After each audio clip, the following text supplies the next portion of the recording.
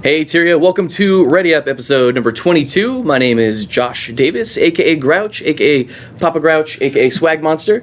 Today I'm joined by Kris Constantine. He's a commander from Blackgate.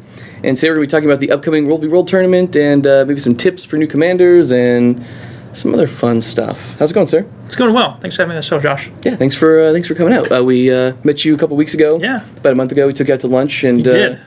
had a little chat. It was me, you, Colin, and John was there. John Corpening and Devin. Mark was there. Mm-hmm. Guy behind the computer over there. This one. Mm-hmm. Just some insight on World v World and some upcoming stuff. So good conversation. You've had some cool changes recently. It'll be good to see how those play out in this season. Yeah, and we'll talk about those in a teeny bit here.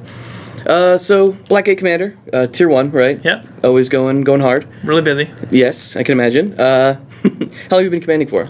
About a year and a half. I moved to Blackgate from a lower server tier. About 6 months into playing Guild Wars 2, was a part of a smaller guild that just wanted to get into the big scene, and oh my gosh, we're in Tier 1, World vs. World. And then moved into another guild that was bigger. That guild kind of fell apart, the previous one. And started commanding because our commanders were getting really busy, people weren't tagging up, and we had some really good commanders, but you can burn down a little bit if you do too much. I need a little bit of a break. Right. So I stepped in, started commanding from scratch. Some other previous MMOs. I did a lot of raid leading and such.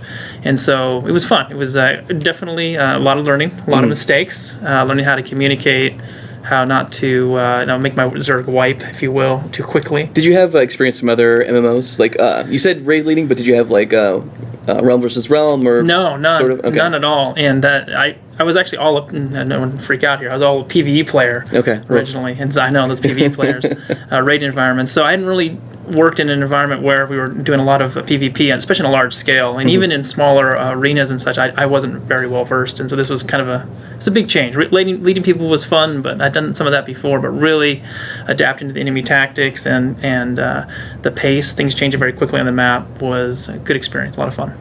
Okay. So why don't you tell us a little bit about your guild? About my guild, without giving too much away. We don't want to give any secrets. Sure. We're trying to remain some semblance of secrecy here, even though we've. Season 3's coming. You can actually see his name here, but you don't know who he is in game, which is important. Yes, I won't give too much away. So Blackgate and your guild. What do you got? Blackgate, we run a pretty big guild. On usual nights, probably 30 to 40 is how many we can usually field if everybody can push everybody to get on the map. We run kind of a middle ground type guild. Some guilds are really focused on trying to get into fights. We do that. It's a lot of fun. The better you fight, the better you can take objectives, defend objectives, of course. But we also do a lot of sieging. We want to make sure that the next time zone that's coming over is taken care of. We want to make sure our keeps are upgraded. There's door trebs, ACs, whatever it may be, and so we kind of do a bit of both. Recently, just really been focusing on getting better open field and fighting because that's really, really important. You're telling me before that you actually impose class restrictions or profession restrictions into your guild for your groups. We do have profession restrictions and also mandatory builds. There's a lot of synergy and a lot of different ways you can play with 30 to 40 people and how you want to assess the situation. Some guilds are very big on having a lot of damage up front, but they're also very glassy, and so if they don't win the initial fight, they're probably gonna lose. Some guilds are much bigger on having like much more tanky builds, and we kind of survive the fight and kind of bully our way through. And so we enforce professions. Usually, the usual that you see is guardians, warriors, elementalists, necros, and then maybe a few mesmers. That's the usual core, and they all have a specific mandatory build they have to be running if they're on the field with us. This is something we actually talked about when we went to lunch, right? Yeah. We kind of talked about some of the changes that were going to be coming out. At that time, you had seen the Ranger changes. Heard some of them, yeah. We talked about this a little bit beforehand. Do you predict any movement in terms of composition or maybe some new strategies developing with like Rangers, for example? Rapid fire. Doing tons of damage from really good range. You're talking about maybe doing some sort of like commander sniping kind of thing? Yeah, we've seen that before, actually, even before the change. I think some guilds were prepping for it, is that if they can get 4 or 5 rangers in one group, they can pop quickness and then just unload with their longbow. They can probably just destroy a commander in like 2.5 to 3 seconds if the commander's not ready for it. And so, in the last few days, we haven't seen a huge push for that. We've seen it before. But I think you see other changes too. I mean, some of the changes of the warrior doing a little bit damage is something I think people will take into account for some of their abilities. And then also the Guardians, they have their books now that are a lot more powerful. So I think you'll see that happen. I just think it'll happen over time. And I know we're going to get to it. I think the Siege Disruptor in a big way is going to really change and completely how the game's played. Okay, cool. So that'll be exciting. I guess we'll see that today. Are you going to be online at Reset today? Reset today. Did you take the day off? Or? No, I didn't take the day off. I worked early this morning. Okay. Yeah, getting out of the way. Yeah. All right. Yeah. Sounds good. So I wanted to ask you, we'll start with the good parts. Okay. So would you like to, regale us with a tale of some amazing things you've done in World v. World, like something you've experienced that's just awesome? Sure. I'll give you one, maybe two stories. You pick. You tell me how long I got. The very first story I would say is about 8-9 months ago. We were on Eternal Battlegrounds. And we had a Mesmer in our group that was completing Twilight. His first legendary. He was really psyched about it. And the last thing he needed, as typically people do, is the gift of exploration. So they need to uncover all the maps and all of the World vs. World points of interest and such. And so this individual needed the point of interest in Langor, which is that blue side, if you will, tower kind of on the southern side towards the east. We were on the green side. And getting into that tower is probably one of the hardest towers to get into the game. You have siege support from the keep, and it's got some choke points to get to it. There's a bridge primarily coming from the west to get to it. We were absolutely convinced we need to get his legendary tonight, and also we needed to get it in Stone Mist. So once we capture that, we'll get Stone Mist next. And so, being kind of more of a gentleman, I actually whispered one of the commanders I knew that just moved to Jade Quarry, which was the server that owned that side of the map. I said, listen, we want to take this tower. I'll make you a deal. If you let me break in, I won't take it. I just need to let him touch the point of interest and run out. And they laughed at me, and they said, no, there's no way. We'll defend it. So what we did is we built like 10 Omegas, and we used portals and moved them to the camp, Danelion, right next to Langor's. And then we portaled them right to the backside wall of Langor and put down like 6 catapults. And we were in there and it was fortified, but we got in there in like 30 seconds to 45 seconds. We just took it, we crushed it. I did make some quips towards the JQ commander. Of course, you said, you had your opportunity, but you challenged me. Are you putting this very nicely? There was some banter. There was a little banter. That's why it's good. Okay. So we took the tower, and then we actually took the tower. We just didn't walk in. We definitely took it, papered it, took all the upgrades out of it, all the siege, and then we actually went over to SMC and capped it, and he made his legendary on the top floor. We have a video on it. That was a really good fun experience when not only our guild but also other server mates just wanted to help somebody out, help them get the legendary. It's pretty cool. Yeah, I know a lot of people will just wait. Yes. And wait for their for them to get that side or for to randomly have it flipped. Sometimes it's hard. The keeps on EBG are really hard to take, and because of how close the spawn point is, even just the natural spawn point. So, yeah, if you don't have those because if it's your side of the map, man, you may be waiting. It's tough. But we try. We try to help out people. Sure. All right. So you said you had one more story on the good side, and then we're going to move to the negatives, which I'm looking forward to greatly. Yeah, absolutely. We can tell of my bad mistakes. Early bad mistakes. So I would say that another fun story is just learning how to kind of use misdirection. And so one thing we don't do it as much now, but a fun story is where a lot of people throw down siege and they build open field siege and such. And the way that we've used open field siege is not to actually build it. The reason we did that in the past is we'd put a portal underneath it. So we would throw down like an error card, and it has a little build siege site, which kind of covers up an area of ground. And so if we put a portal underneath that, they couldn't notice that we had a portal. And so we would create a portal. We did this several times next to our garrison on the plateaus next to it towards the 2 northern towers. And we would put the siege down, not build it. We'd run to the side, put portals underneath it, and then have the enemy push us. And then we'd portal to the portal and hit them from behind because they just wouldn't realize that. And there was multiple cases where we were fighting SOR or Jade Quarry.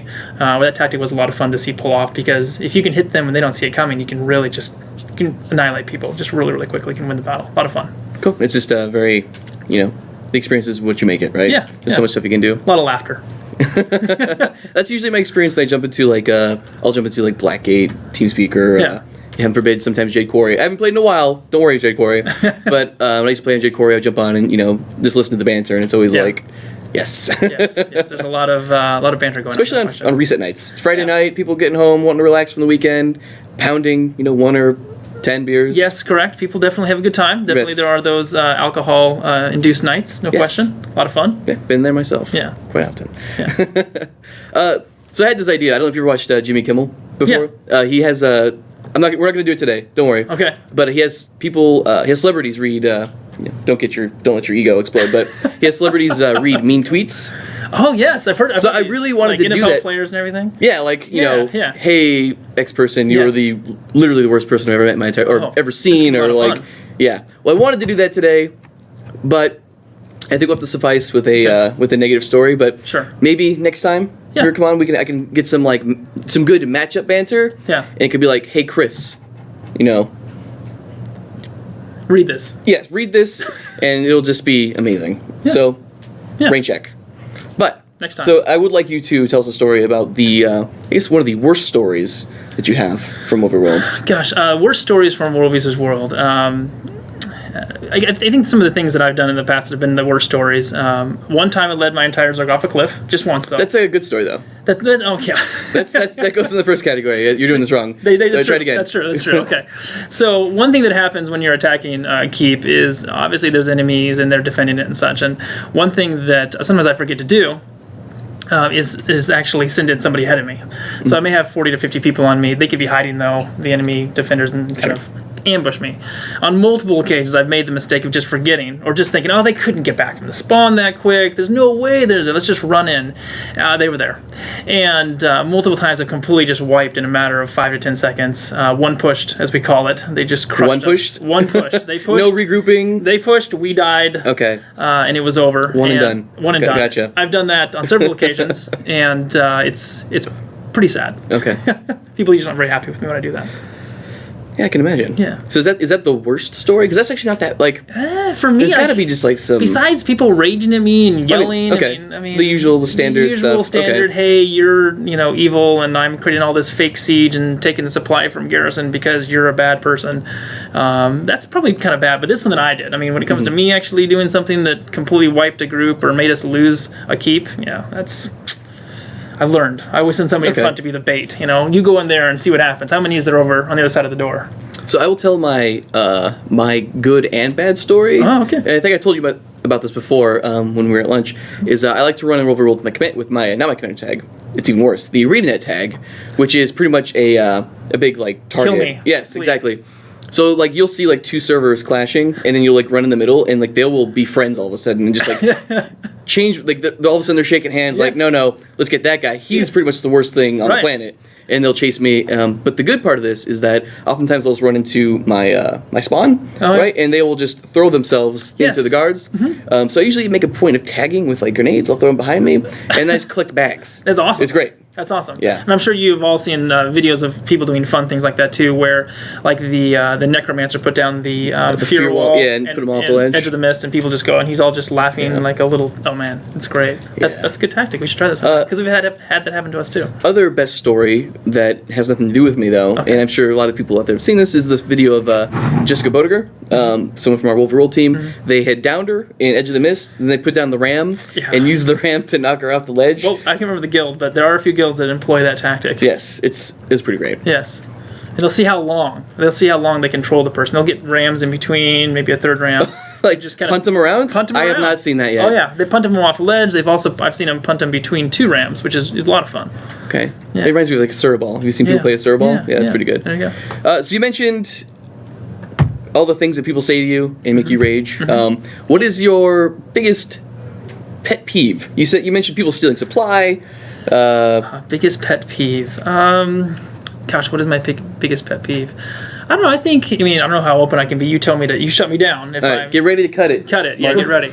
I think my biggest pet peeve is people thinking that one server is evil and one group of people are just bad and evil and such. I mean, I think everybody's Jade Quarry. Right. Jade. Okay. Well, yeah, right. Well, that's the exception. Of course. No, I'm just kidding.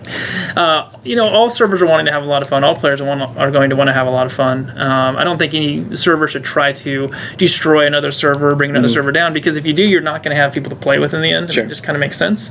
And if you were competing in tennis, you wouldn't want to, I would think, kill all of your competitors. servers, for using an extreme example, because then you don't really have a game to play anymore. Right. And I think from a pet peeve standpoint, that's just kind of short-sighted, and that kind of would probably be frustrating. I understand the desire to win. Is there a level to this? Because this sounds like a lot like the banter and stuff like that. Like, just the way that you interact with the enemy realms. Like, sure. Is there an acceptable level to this? Because I kind of like it. Like, there's an acceptable level. Like Blackgate, I think is really funny. Blackgate, Hypergate, Bygate.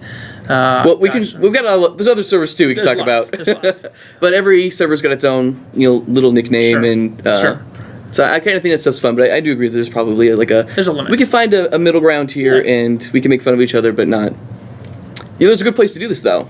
I don't remember the address. Hopefully someone could put it in chat. But there's a new matchup forum that's fan run. It's like Guild Wars 2 or GW2 WvW.net or something. A quick Google search or ask anyone in chat, and I'm sure you guys can find it. But there's still some interesting matchup banter you can find there. If you are looking for it, it's out there. I promise you. People are very serious about this.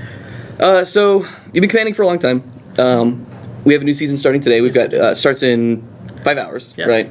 Do you have any tips for new commanders out there? First thing I would say for new commanders is just try. If you really like to lead, you like to communicate, you're kind of an outgoing personality, and you like to kind of make your own destiny, if you will, in the game. Tag up, try. It is a little scary. You're going to make mistakes. Everybody makes mistakes when they first start commanding. But if it's something that you want to try out, at least try to see if you enjoy it. If people are rude towards you, there's a little button that you can click called ignore or block. How full is your block list? Pretty blocked. Okay. It's pretty blocked. Okay. Lots of people. For those reasons, especially when I started, and then also just people that are kind of trollish and I just didn't want to hear them. But just block them. Just block those people out and keep playing, because there's always going to be people that don't understand the big picture.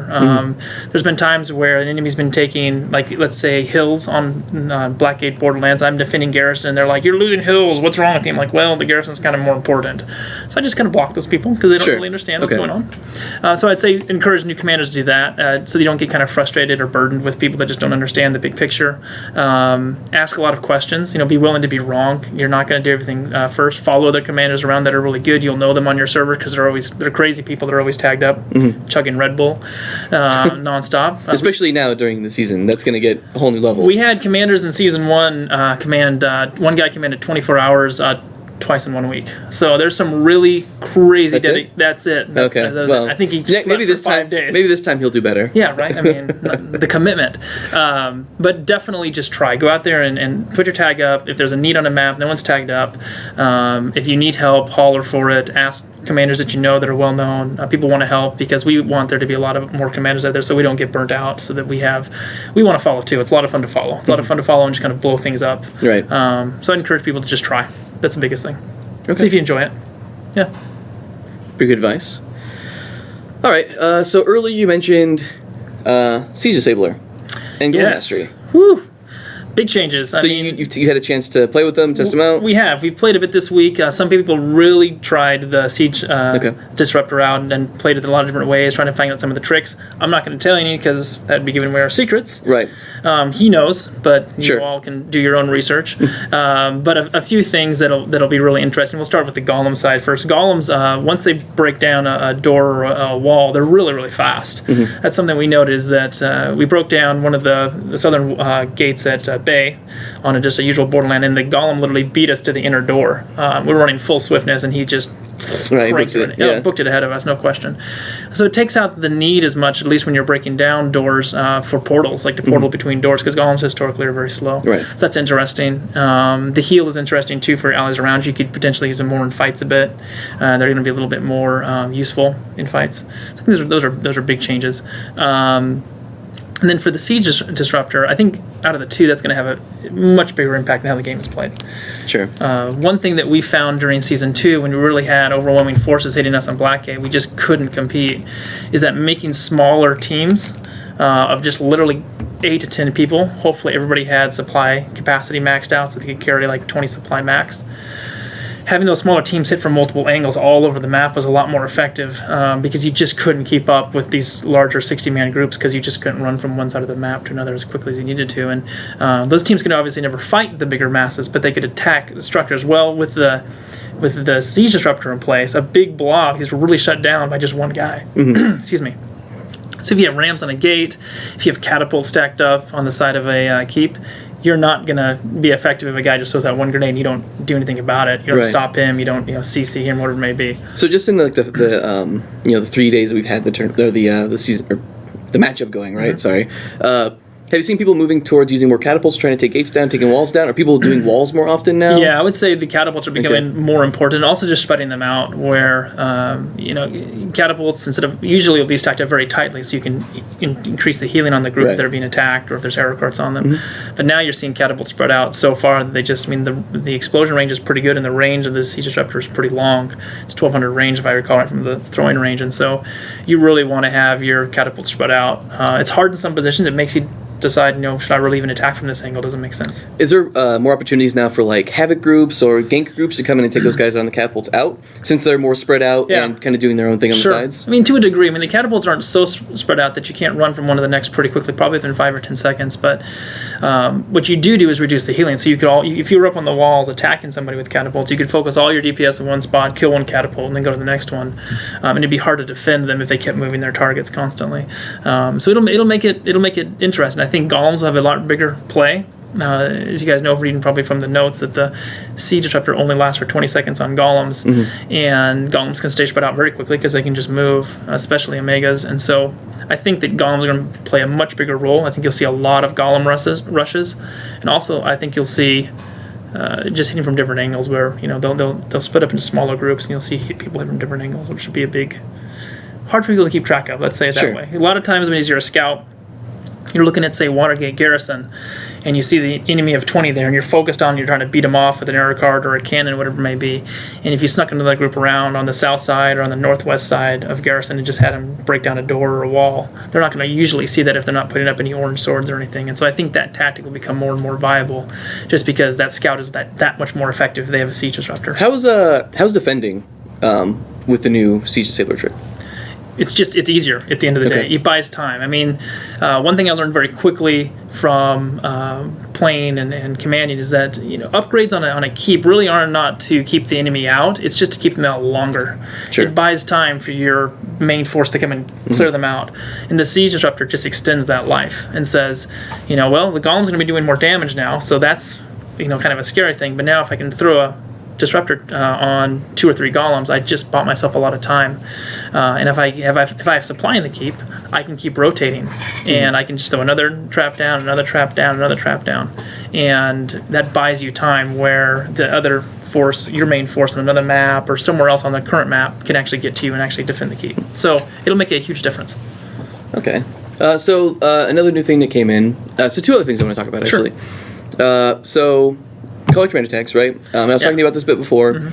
So anyone who's got a commander tag can just pop it on and use any color. And I was asking you if like a meta essentially had developed where people are using certain colors for certain things. I just wanted to see if you could talk about that a little bit and see if there's anything that's really developing on Blackgate. Sure. Yeah, I mean, it's a good question. The colors are really cool, first off. Some colors are probably liked more than others, depending on how you like to fight. One thing that I think from a meta standpoint that my guild has communicated is that the red color tag, if you're doing a lot of fights, isn't as good because it's kind of harder to see. The yellow is much more identifiable, even the purple tag in fights. But when it comes to a meta, at least on Blackgate, nothing's really been set, but a few things that we've talked about, we've communicated on forums and such. Blackgate only forums, J. Corey, TC, sorry. They don't exist, actually. Yeah, exactly, right. That never happened. There's no website out there or anything like that. Do you want to have one tag that really speaks to like a Havoc group? And so if you're more of a Havoc player, that I'm the red tag, let's say. Or if I'm more of a defending commander, which usually doesn't happen on maps too often, it might. Or more of like a commander that more back caps and defends camps, whatever it may be. Maybe a certain tag for that. There's been some discussion on that, but nothing really set in place yet. A lot of times it really depends on what you're facing. If you're facing an enemy force of a full map of like 70 to 80, having 2 forces, as long as they can work together very quickly, that's fine. But sometimes you just need your big force to be 60 to 70 to combat that. And so nothing really in place, but there has been discussion, should we make a color scheme, if you will, for the different positions, if you will. Just enforced by the server and the players. Yeah, just ideas in the server. Everybody kind of goes, okay, that's what we're going to use it as. So nothing's set yet. It's still too soon, I think. Okay. Yeah. Cool. So I'm going to give you an opportunity to, if you want, some pot shots. If you, I want to ask what your prediction is going to be for the My predictions. for the Blackgate's going to win. Of course, we're going to do our usual overtime, work our tails off. A lot of 24-hour shifts starting tonight. 48-hour shifts. 48. They're going to step up their game this time. That's right. There's going to be, there's going to have to be some serious Red Bull going through people's veins. Maybe just IVs, IV straight in. There you go. Absolutely. So I think, a few things. I think that from an overall standpoint, I think all the servers would agree that a lot of what drives winning a seasons or any particular week is coverage. And every server kind of has their strength, I would say, in that department. Jade Quarry has a lot of coverage in Tier 1 in their Southeast Asia. Blackgate has a pretty good oceanic, like Australia and New Zealand coverage. I would say we have the best North American crew, hands down. Hands down. Fighting-wise, we crush all. That's my opinion. A lot of guilds have been since the last season have been. You're going to get a lot of hate for that. That's okay. Well, they're good. They can fight us. Then we'll give them some hate back through crushing them on the battlefield, one pushing them. So I think that we'll have a pretty good shot, but it'll really be determined, I think, very quickly. One thing we've noticed in the last year is that oftentimes, even during a season, the server that wins the first 3 to 4 days, if they just really pull ahead, people are just like, it's just not worth it to try to climb out of that. And so the first week will be very telling, but even more so the first 3 to 4 days this weekend will very, very telling. Do you think you have a pretty good indication by like tomorrow morning? Just to see how the night goes? Yeah, probably. Okay. I think at the same time you'll see a lot of overtime, and the Sea Disruptor makes a whole new play because coming back to that, you can say, okay, well, if I have the northern side of my own personal borderland, I really only need like a few people just to patrol it, be scouts, and then just if the enemy comes in, just start throwing traps at them. Take supply from the tower of the keep and just keep them pinned down while my main force comes in. That'll be very interesting to see how that plays out. But yeah, by tomorrow morning we'll see some trends, but I think really by Monday, Tuesday you have a good idea of who's going to win the week. Usually, not all the time. Sometimes it's very tight, and then you don't know. But if someone pulls ahead, it's pretty given. That's going to be Blackgate, just to be clear. Yeah, and you've been saying Blackgate a lot and looking at me like we're on a team here. So I think... I've been looking at you the entire time. I know, well, that's good. I'm glad you were doing that instead of whatever. So historically, I've been on Blackgate for a long time. So I don't know if you guys have seen the Adopt-A-Dev program that we've put on the forums. So I actually will be looking for a new home probably, at least for the tournament. Thinking about jumping down to maybe my old home, my original home, Manville Rock. Okay. Something I don't know. I'm open to being bribed actually. So if you've got a good case for why I should come join your guild, you should pop into the Adopt-A-Dev thread on the World forums and say, Grouch, please. Come to my server, come to my guild. He takes donations. I've actually been told by Kris that I'm not allowed in his guild because I am too... Trolly is the word? Wow, okay, I wasn't going to say trolly. Oh, I was going to look for something a bit more... mild. My apologies. Yes, yes, that. So I've actually been denied acceptance to his guild, so I'm currently on the market. But anyways, so we have a lot of devs that are going to be out there looking for, trying to experience Wolvie World in a way that they have not played it before. So a lot of players are jumping from Tier 1 down to Tier 3, Tier 2, kind of just moving about. And we're going to be talking about our experiences and what we, because we want to be there. Like when you break down that door, the first door of the tournament week, we're going to be there with you guys. Yeah. We'll actually have Hugh Norfolk, which was one of the Wolvie World designers, will be streaming on this channel today at Reset. So right when the floodgates open, he'll be jumping in and running through the content. I think he's on Tarnished Coast playing with a guild called CERN. Yeah, CERN. Yeah. So he's playing with CERN. So that's a thing. Good guild. And hopefully I can find it home in the next couple hours here. Hey, you could. There's other more of your style of guilds on Blackgate that I'm sure would accept. Well, I want to find something outside of the Tier 1 experience. Like I've been on Tier 1 a lot. It's some Tier 3. A lot of Tier 3 action right now, I'd say. Okay. Okay. Maybe I'll check Dragon Brand it out. or something. Yeah. Again, open to being bribed. That's pretty much it for on the Wolvie World front. I just want to do a minor shout out. We do have the Tournament of Glory starting this weekend. It's going to be the first qualifier. It's going to be both days for NA. And it's going to be run by Digital Professional Sports over on their Twitch channel. Hopefully we can throw a link here in chat. Someone should throw a link in chat. That'd be much appreciated. But these guys are working on qualifying for the World Tournament Series, which is going to end with a tournament in China sometime towards the end of the year, where they'll be playing for $50,000. So good luck to the teams this weekend. We'll at least know some of the teams that are going to be making it into the qualifiers for that tournament, so pretty exciting stuff. Very cool. But yeah, again, I'm Josh, and today I was joined by Kris Constantine, a commander from Blackgate. And thanks for watching Ready Up, guys. We'll see you next time. Thank you.